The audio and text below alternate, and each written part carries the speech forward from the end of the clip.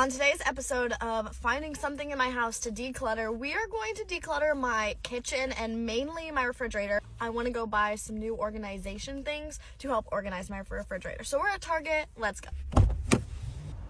I'm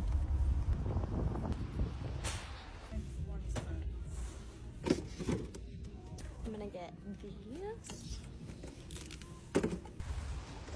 Found a couple more storage containers at TJ Maxx, so this is for the eggs, and then I don't know what I'm gonna use this one for yet.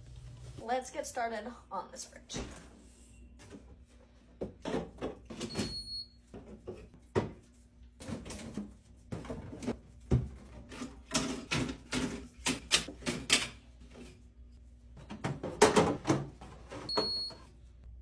Okay, now we need to clean the inside.